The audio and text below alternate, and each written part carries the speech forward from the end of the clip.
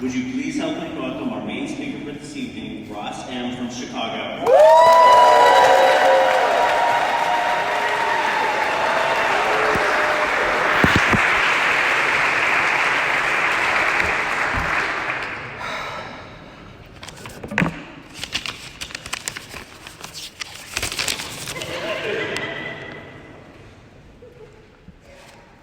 My name is Ross, and I am a grateful recovering crystal meth addict. Oh, wow. Can we all take a breath together? Just like...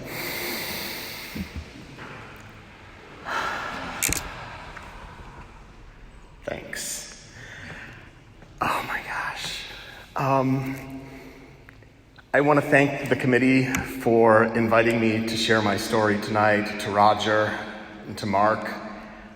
To Bob, who's signing me tonight and has assured me he knows the sign for cock ring.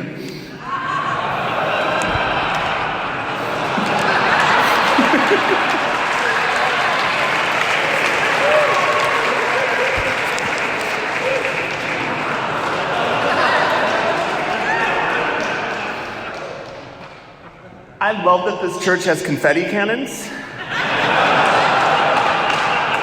And I'm just sort of hoping that they're timed to blow rainbow confetti when I finally get sober in my talk tonight. So we'll see how those work. My sobriety date is February 3rd, 2009, which means I just celebrated 10 years of continuous sobriety.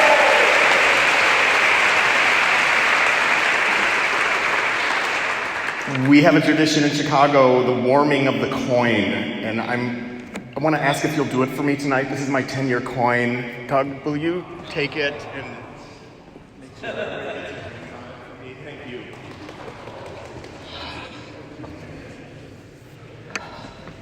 So I love that I don't have to say crystal meth addict and alcoholic. Crystal meth addict, or I did crystal drugs and alcohol. That I'm with my people tonight, and granted that alcohol is part of my story, I'm a tweaker from way back. There's so many amazing traditions in this program, and we get to come back over and over again to tell our story. And our challenge every time we get up, every time we stand up in the front of a meeting, whether it's with people who've heard us 100 times or in a room full of people who don't know me, is can I tell my story tonight as honestly as I can? Not in the way that got a laugh last time or in the way that feels comfortable, but I have to ask myself that question all the time. Is that really how it happened? Am I telling the truth? And the story that I tell today is so different than what I would have told 10 years ago. We do this work, and our truth is layer by layer revealed to us.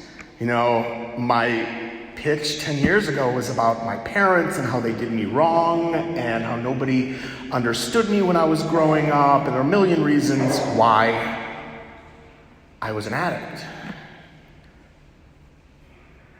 I know now that I was an addict from the day that I was born. I think given sitting in my own self and feeling what it feels like to be me, or literally being in any other state, I am drawn to that other state. To give you a sense, I still have that brain. At some point today I thought, should I take a Viagra before I do my lead tonight?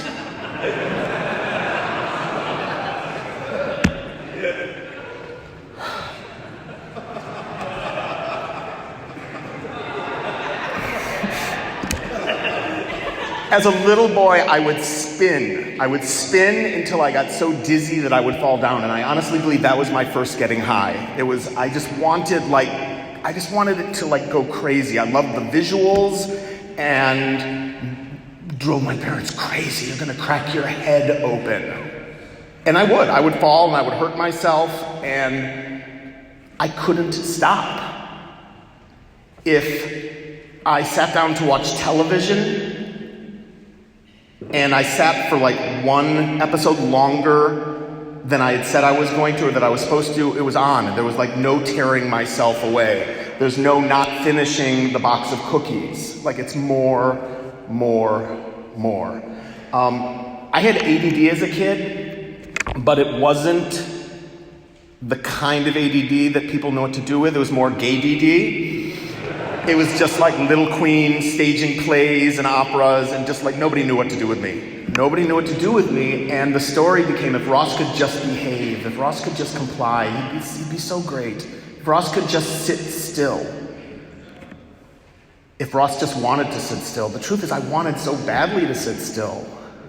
I couldn't. Okay, so growing up, Nancy Reagan, men of a certain age, what did Nancy Reagan tell us? Just say no. Exactly.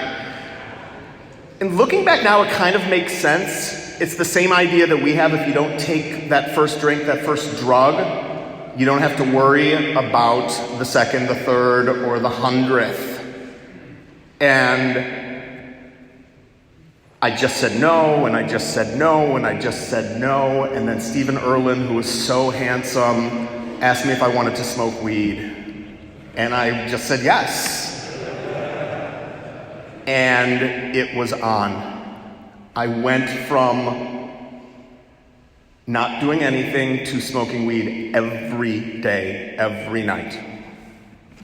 My first drinks, was at synagogue, and I orchestrated a plan where different kids were bringing me little mini Dixie cups of wine. And what I wanted to do was get drunk. Like, I have never taken a sip of alcohol because of the taste. Like, it tastes medicinal to me, but I saw that movie Arthur, and he got super funny when he was drinking. Like, you got to be extra when you drank. And that's what I wanted. I wanted to be silly. I wanted to be more. And that's what my drug use was just to be different, was to feel like I could fill it up. I could be different than just sitting with myself. I went to acting school, and I had a really hard time memorizing lines because I was smoking weed all the time. And I went to my first AA meeting when I think I was 20 years old. There was no like NA, there was nothing like this. Like AA was the only place you could go, and I remember I would go at like 6 a.m. before class with a girlfriend of mine who had got sober. And I just remember the room was filled with all these old people who, looking back now, were probably in their 30s. And I couldn't relate to anything, but I managed to like string together, I think, 30 days.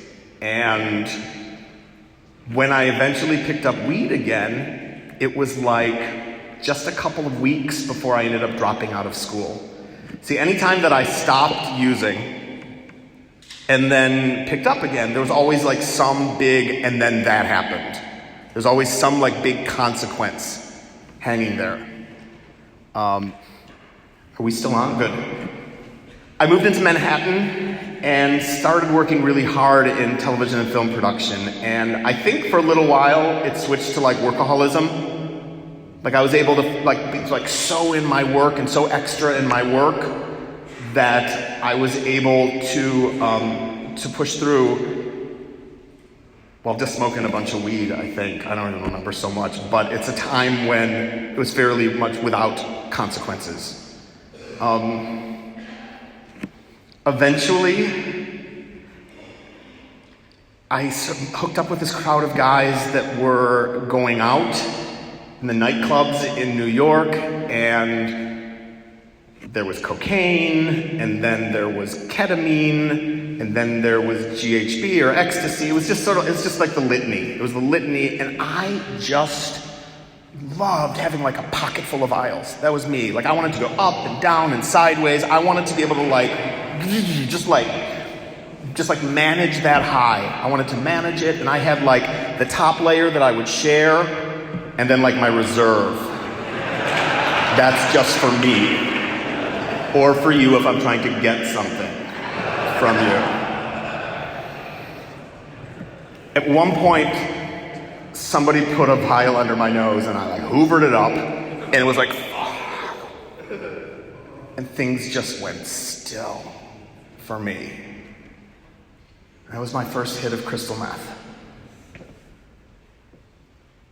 And my circle didn't think that was cool at all. That was just like, we didn't do that, which I later found out is that everybody did it. Nobody goes to the black party and dances for 19 hours without a vial of crystal meth.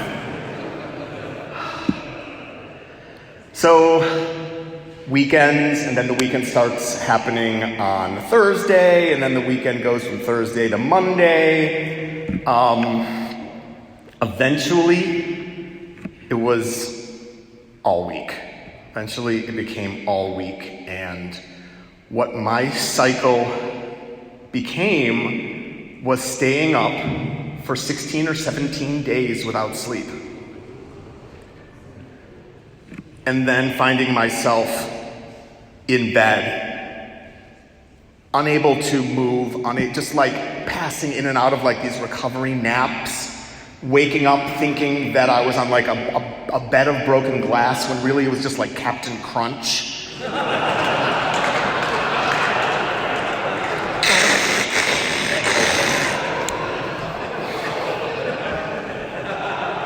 So what do you do when your life looks like that? You take a boyfriend hostage. Oh.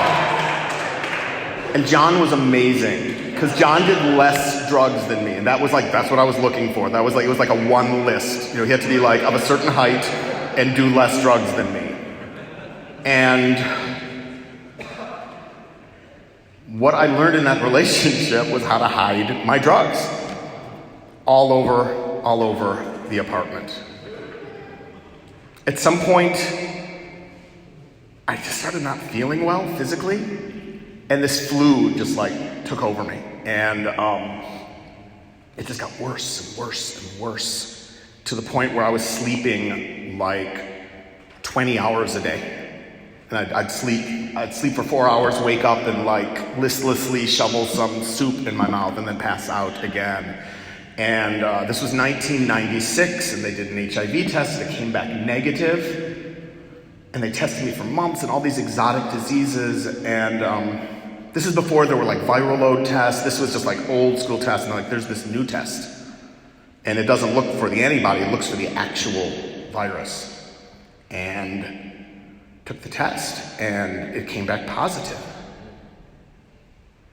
This was a time when it wasn't just take your pills and you'll be good. This was 1996, and you didn't know what that was going to look like. And I remember my doctor telling me that and having this spiritual moment of this is it. This is the moment when my story changes. This is the moment where I put it all down. This is the moment where I get healthy. And I just felt I felt the light, and I felt the weight off my shoulders, I don't have to use again. And I left the doctor's office, and 3 hours later I was high. That, for me, when I'm meditating on my first step about what it means to be powerless, it means I see this thing. I have this vision for myself. I want this. And yet I walk this way instead. It's I am like a magnet being pulled into my addiction. For the principles of this program, we have to have examples. We need to know what honesty, what open-mindedness, what willingness, what gratitude, what service, what it means to me. When is the moment where that lesson was solidified? My story has so many moments where it should be and then I got sober, and it's not. Sometimes I think I'm telling my story, I'm and then I got sober. I'm wait, no, you didn't. There's years still. There's a time when I missed Father's Day because I just straight up slept through it. And it crushed my dad. It just crushed him to the soul. I made excuses, something happened. Everybody knew what it was, but I missed Father's Day. And I spent the next 12 months rebuilding trust only to sleep through Father's Day again. Like, I don't get to be, when I'm in my powerlessness, in the depths of my addiction, I don't get to be those things at all. That boyfriend broke up with me. I thought I was being like a good husband, like I'm gonna stay with him. And he just literally just turned this point where he's like, we're done. We are done. And I was unemployable at that time, and I cashed in chips with my drug dealer, and he flew me off to treatment. I accidentally went to the Pride Institute. I had called the wrong number in Minnesota rather than the one in New Jersey near where I worked. And it just sort of happened, and next thing I knew, I was on an airplane to Minneapolis. I did crystal in the van up until literally the moment they opened up the door and I walked in. Now, I loved treatment. I loved it. I get to focus on myself, talk about myself. I get to, in groups, tell you what I think your problem is.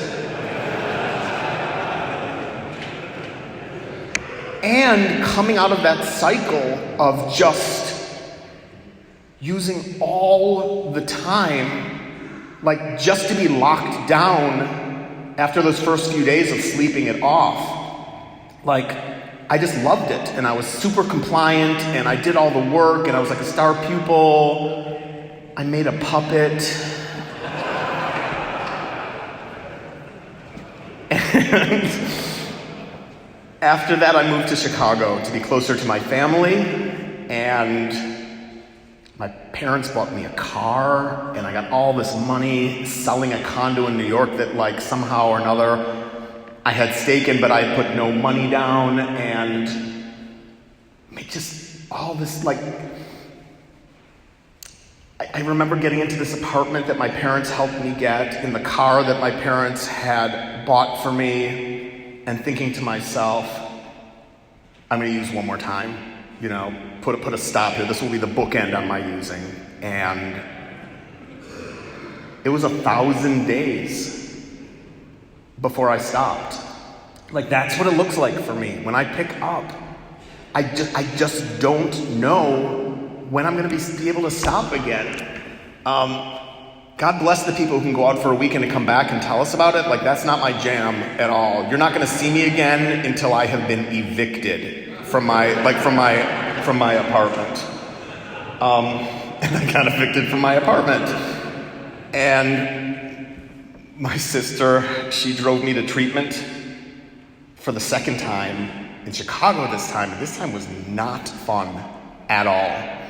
It was a lockdown. There was no deer outside the window like there was in Minneapolis. This was just a lockdown ward, and they were not having me.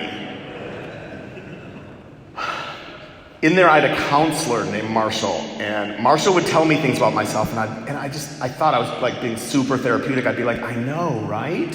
He'd make some observation about me, and I'd be like, yeah, I know. And he's like, stop. Is it possible that maybe you don't know? And I was like, yeah, I know. And he said, stop. And just listen. And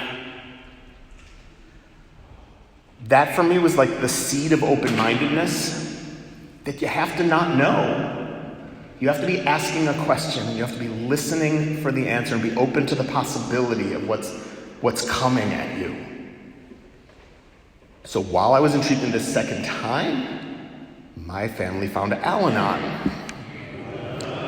Wrecked me.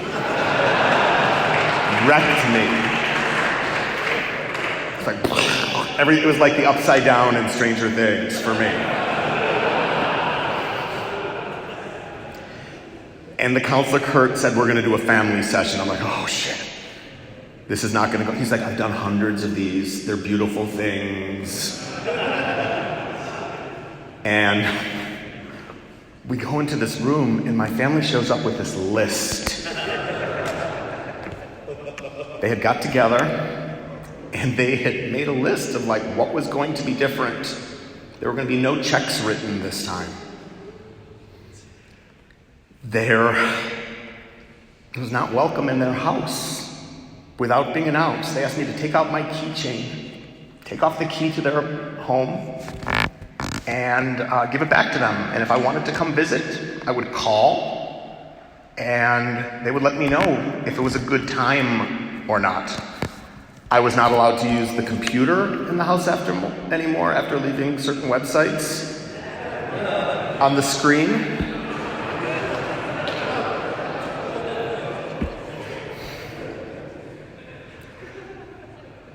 My family had to move me out of the apartment that I was living in because I had been evicted, and I had 2 interactions after that. My mother called me and said, "That was vile, and I do not wish to discuss it with you again." My brother called me and said, "Ross Monshane, how many cock rings does one man need?"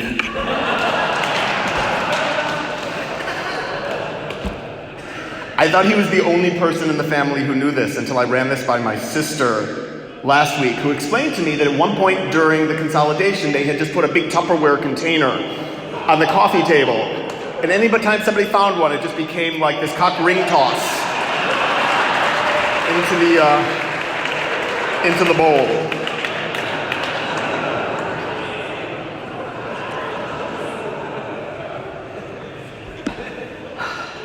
While I was in treatment, I had to start looking for sober living. And they gave me a day pass. Not even a day pass, but like a 2-hour pass to go out and meet the folks at Oasis House in Chicago. And I had to sign these papers saying, it was so weird, like, you will not get a haircut. You will not go shopping. Like, you will not go to the mall. Like, all these things I had to, like, initial the things I would not do. And I think I had an iPod at the time. And I get halfway across town, and it goes dead on me. And I'm looking at the Walgreens. I'm like, I can go in there. I can buy some batteries. And I thought about the thing I had signed, and I thought about how that probably wasn't for me. That was for the other people. And that was my MO for everything. Like, these rules are for me to figure out, so that I can figure out eventually like how to get around them. And I don't know what it was about that moment, but I decided to live without my music for for the rest of that walk. And like, it was one of those like aha moments where I'm like, oh, that's what compliance feels like. That's what willingness feels like. Like, I'm doing something I don't want to do. I'm doing something because somebody told me to. They told me this is what people who are in your situation do if they want to get well. This is our experience. And I felt like really good. It's like, I'm not listening to my music. It's awesome.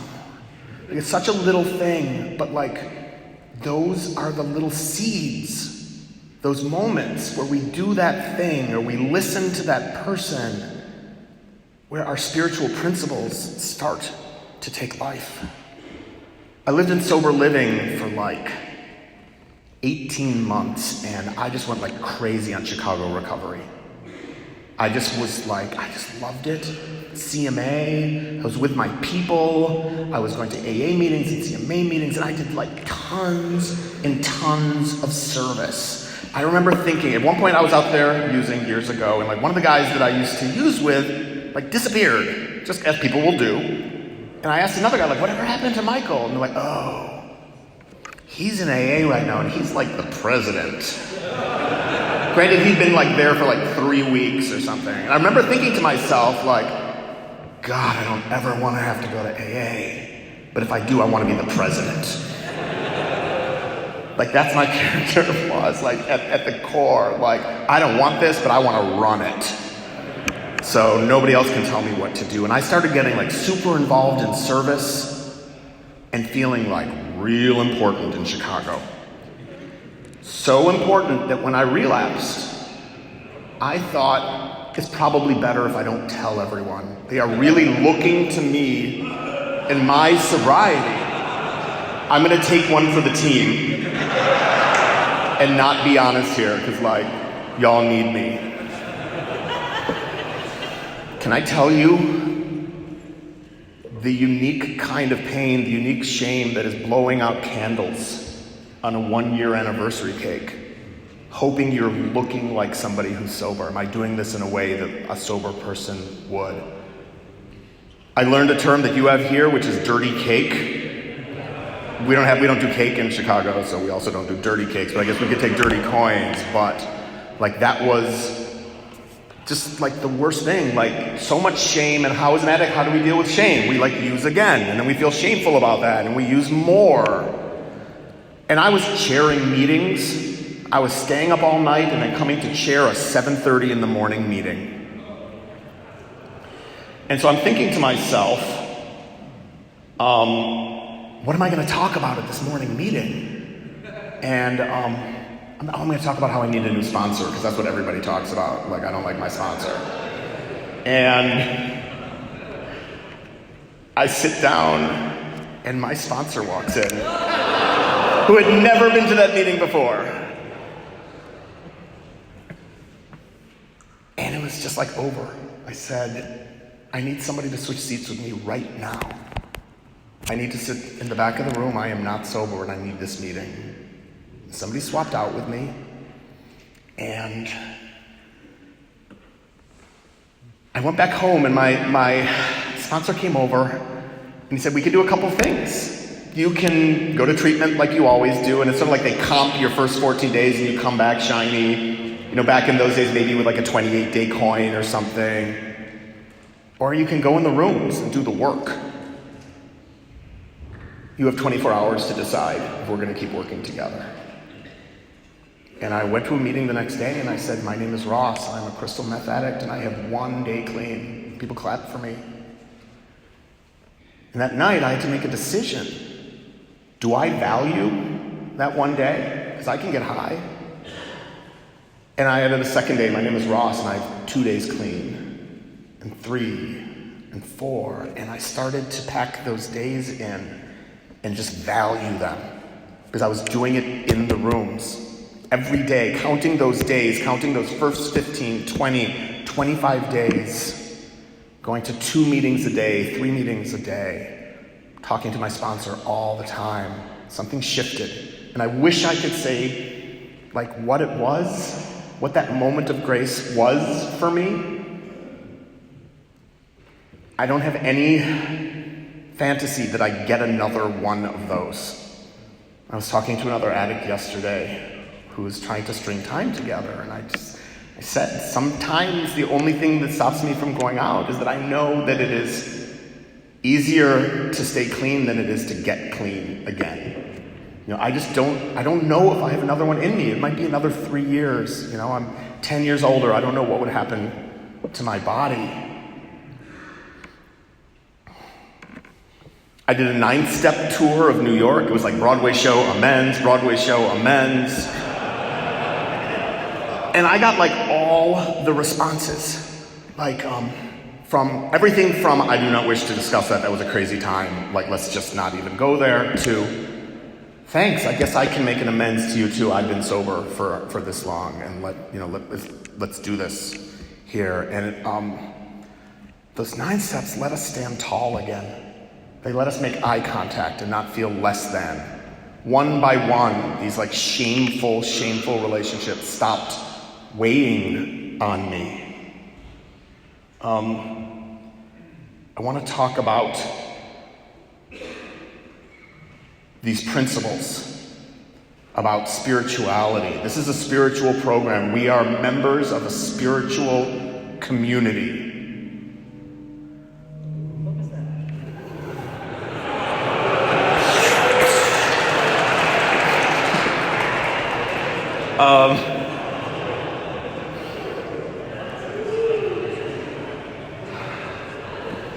So I have a super practical idea about spirituality. And it's not that you go and look for God. It's that you practice these principles, these spiritual principles, that we are honest and we are open-minded and we are willing and we are grateful and we be of service. And because those are spiritual principles, we have a spiritual experience. Just in the same way that you cannot go to the gym and push those weights, like you're going to have a response. It just happens. That's what your body does. You cannot practice those principles in all of your affairs and not have a spiritual awakening. I don't know anybody who has said, I worked those 12 steps and nothing happened. I've heard people say, like, this program's not going to work for me. A million reasons why this program will not work for me, but I've never seen somebody work this program and not have it turn their life upside down, not have them wide awake in spirituality. I want to talk about gratitude, 20 years of gratitude. I couldn't have asked for a more amazing topic. Gratitude is at the core of my program, and I feel like gratitude is like acceptance on steroids. Like, it's not just like I'm okay with this, but like I do the work around it to love it, to get okay with it, and to find out like how this moment serves me on my spiritual journey. Melanie Beattie says, and I just love this so much. She says, we say thank you until we mean it. We thank God, life, the universe, for everyone and everything sent your way. Gratitude unlocks the fullness of life. It turns what we have into enough and more. It turns denial into acceptance, chaos to order, and confusion to clarity. It can turn a meal into a feast, a house into a home, a stranger into a friend. It turns problems into gifts, failures into successes, the unexpected into perfect timing, and mistakes into important events. It can turn an existence into a real life, and disconnected situations into important and beneficial lessons. Gratitude makes sense of our past. It brings peace for today and creates a vision for tomorrow. Gratitude makes things right. Gratitude turns negative energy into positive energy. There is no situation or circumstance so small or so large that it is not susceptible to gratitude's power. No situation. We can start with whom we are and what we have today. We apply gratitude and we let it work its magic. Say thank you until you mean it. If you say it long enough, you will believe it. Today, I shine the transforming light of gratitude on all the circumstances of my life. That means I'm not just grateful because I get what I want. Like, it's great to make a gratitude list of things that are going great, of the sunny things, but to act in gratitude. When I am in gratitude for my relationships, I am demonstrating how important they are to me. And to experience that gratitude, I have to sit with where that thing is in my life today and what it would feel like if I didn't have that. I have my brother, his beautiful wife, my sponsee, family, friends here. 10 years ago, there was nobody that would show up for me. My life today is truly transformed.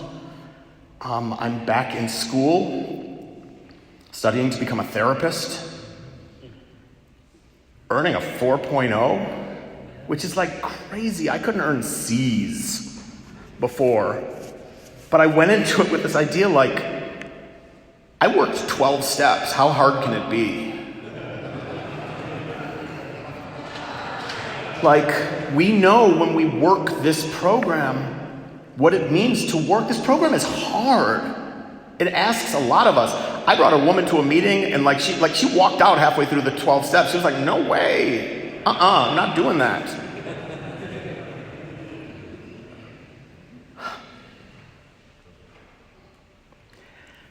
We have to bring our life into this room. That's our job, is to live out loud in these rooms. I have watched my fellows walk through everything conceivable and stay sober. And that, I internalize that when I sit in these rooms. I know that when I lose a relationship, I don't have to use. I've watched people go to jail and stay sober and come back, lose the pets that they love, like anything. And like it's actually, we have to come back and say how we did it.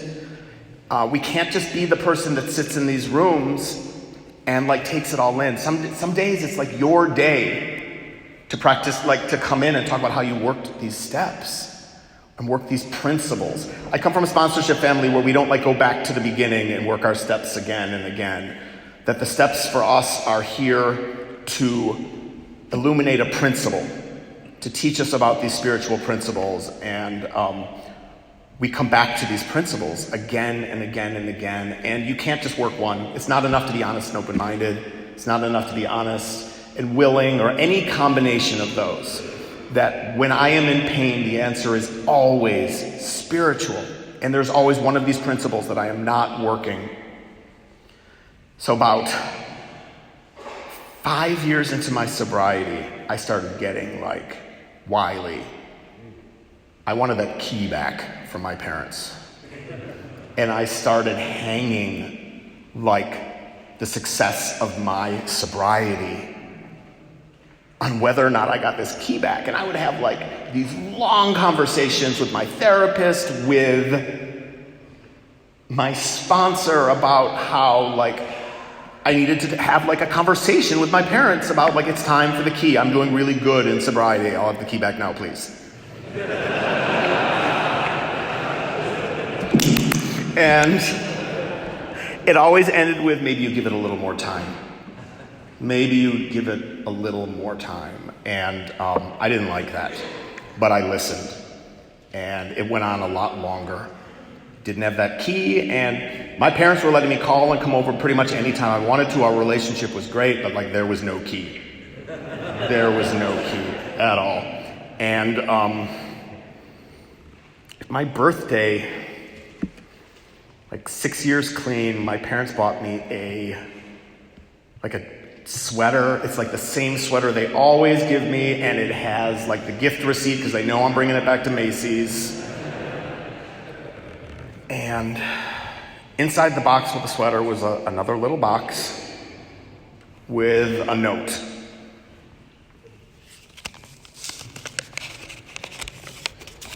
The note said, "Dear son, sometimes a key isn't just a key.